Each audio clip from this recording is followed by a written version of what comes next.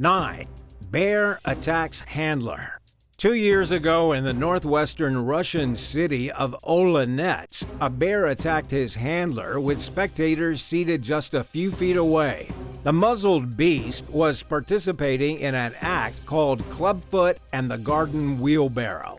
When he decided he'd had enough of pushing a wheelbarrow around at his handler's command, seemingly out of nowhere, the bear lunged toward his trainer and tackled the man to the floor. Another circus employee rushed in and tried getting the situation under control by kicking the bear in his shoulder and side. In harrowing footage of the shocking ordeal, terrified audience members can be heard screaming.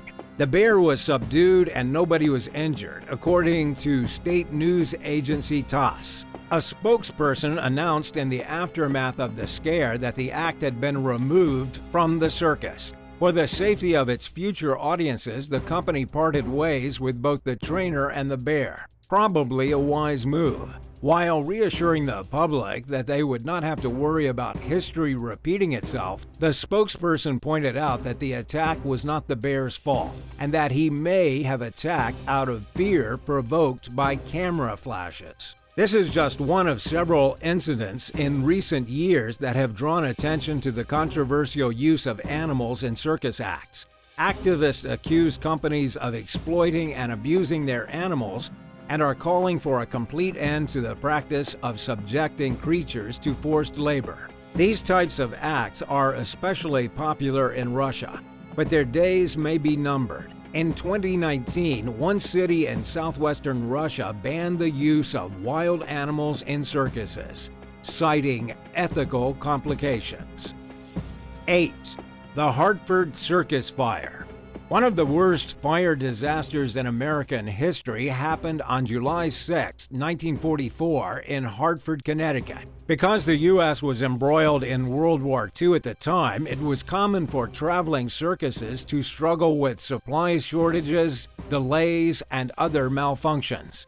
During an afternoon performance beneath the Ringling Brothers Big Top, a small fire started in the southwest section of the massive tent. The blaze was first spotted by bandleader Merle Evans, who instructed his musicians to play The Stars and Stripes Forever. This was traditionally used as a way to signal distress to circus staff without alarming the audience. The ringmaster then tried ushering the audience out of the tent while reassuring people not to panic. But his request to leave in an orderly fashion went unheard because the power had blown. Realizing that something was horribly wrong, guests began to flee for the exits. Meanwhile, employees tried to keep people calm, but their efforts were in vain. Out of an estimated 6,000 to 8,000 spectators, 168 died, and over 700 were injured.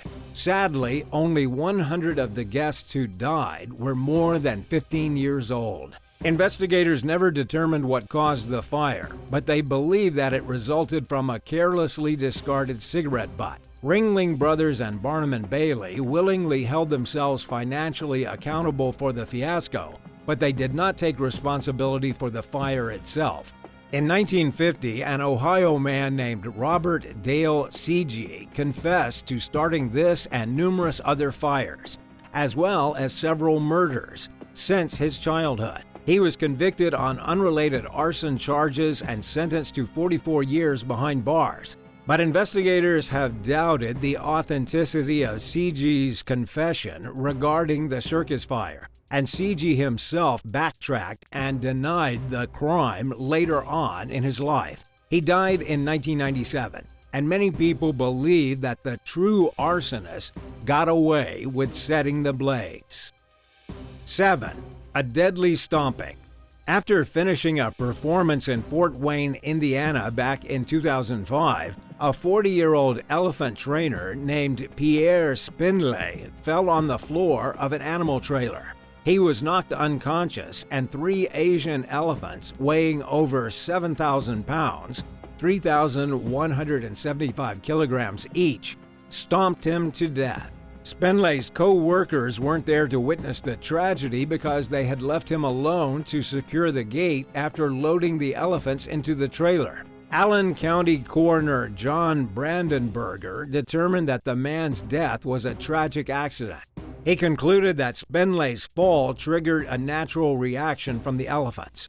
Brandenberger explained that once a handler is on the floor, he is no longer the trainer in the animal's eyes, but a mere object at their feet. An expert told Brandenberger that the elephants probably began stomping on Spindley out of curiosity rather than aggression. On the record, the Tarzan Zerbini Circus employee succumbed to blunt force trauma causing fatal chest injuries. Spindley had worked with the 3 elephants for 18 years leading up to his death, according to General Manager Larry Solheim. Following the tragic incident, the company amended its policies to no longer allow one person to finish loading an animal trailer alone. 6. The end of an era. Once dubbed the greatest show on earth, the famous Ringling Brothers and Barnum and Bailey Circus pulled the plug on its act in 2017, amid declining ticket sales and widespread controversy revolving around allegations of animal abuse. Animal rights nonprofit PETA protested the big-name Circus for 36 years before finally achieving what it saw as a victory for performing animals. The company's final show marked the end of a 146-year era of family fun that involved watching elephants, tigers, and other mammals perform unnatural stunts at the mercy of their handlers. PETA accused the circus of employing cruel training techniques, including the use of painful bull hooks, ropes, and electric prods to get animals to cooperate. This essentially means that trainers force animals to perform under duress, out of fear and domination. Because circuses seem like fun, happy events, it took a long time for the public to catch on to what allegedly goes on behind closed doors. But the end of the Ringling Brothers and Barnum and Bailey shows was a landmark case in changing how the population at large thinks about circus animals. Since then, numerous local and state governments have taken action against these seemingly cruel acts. For example, in July, Colorado lawmakers passed legislation banning traveling circus shows that feature wild animals. Could circuses do something different to avoid allegations of animal abuse? The answer is complicated. In order to stay mentally and physically healthy, most creatures need a lot more space and a more natural habitat than any traveling show can offer. And many people believe that animals should never be forced to work, meaning that they see the circus as inherently cruel. 5. A fatal fiasco.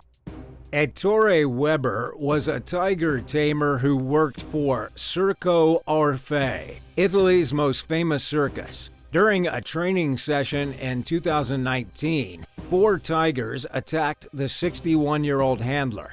One of the big cats, named Sultan, clawed Weber's jugular vein, killing him within seconds. Weber's assistant and widow, Loredana Vulcanelli, begged the authorities not to euthanize Sultan. She argued that her husband made a wrong move during the act, triggering the tiger's violent reaction. She said that Weber's footing was off and that the misstep was enough to incite the aggressive behavior. Vulcanelli denied rumors that the tigers played with her husband's corpse after mauling him to death. She clarified that 3 of the felines fled in fear while Sultan stood protectively over Weber's dead body, as if he knew he had done something wrong and was reflecting upon his mistake. Even though she did not hold the tigers one bit responsible for Weber's death, the tragedy devastated the widow. After burying her husband with his beloved taming whips, Vulcanelli told news outlet Quotidiano that she felt a heartbreaking pain that she'd never forget.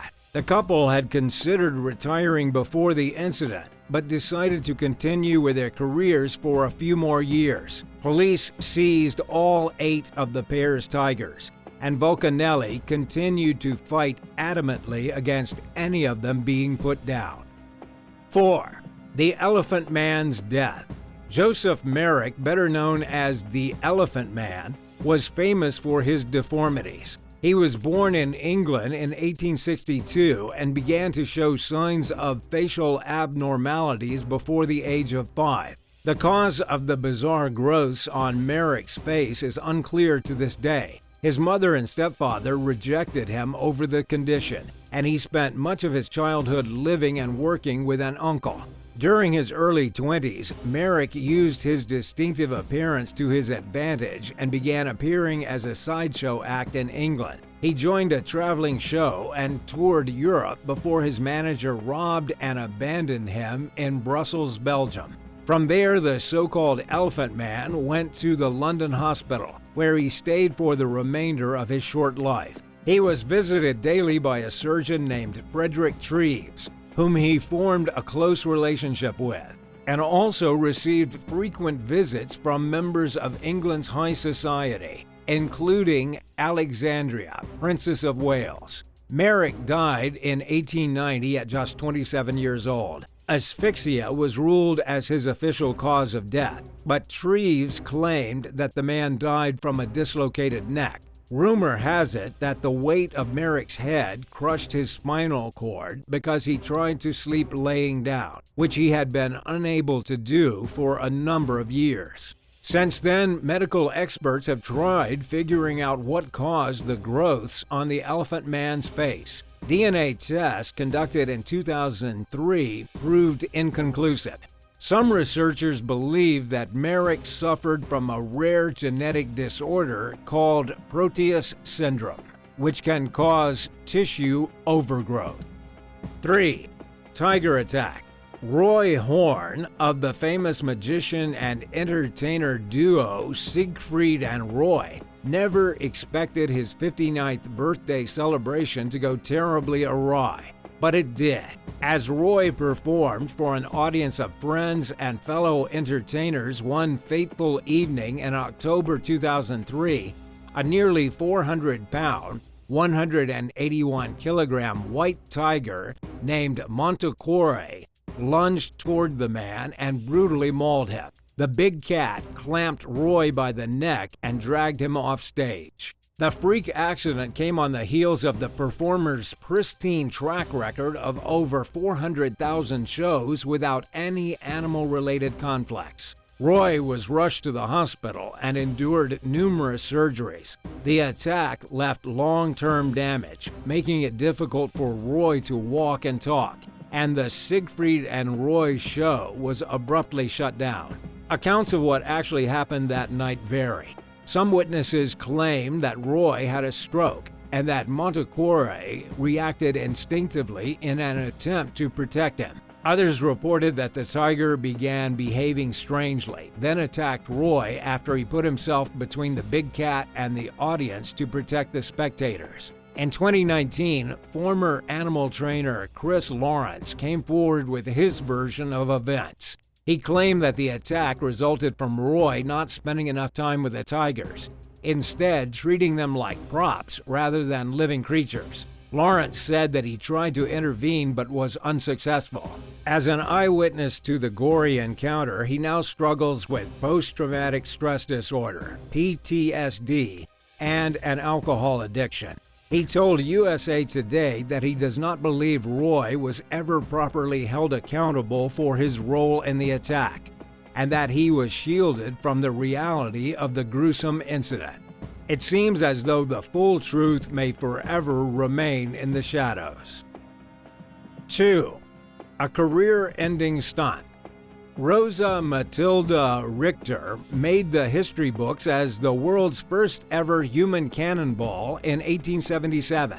She also performed numerous other stunts, including tightrope walking, high diving, and trapeze routines. The gutsy woman, who used the stage name Zazelle, endured numerous injuries throughout her career. It reached a point where journalists and the public began to worry about her safety, and even led to the proposal of new laws banning dangerous acrobatic stunts in England.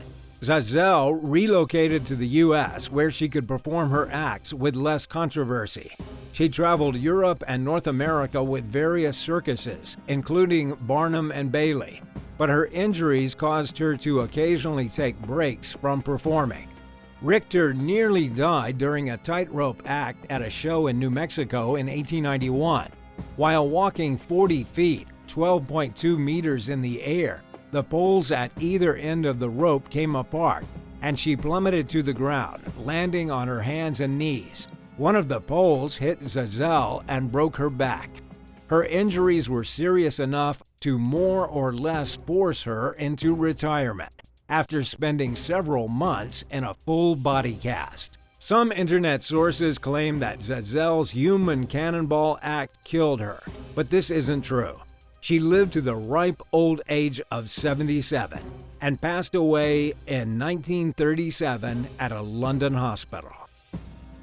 1. Bear whispering gone wrong.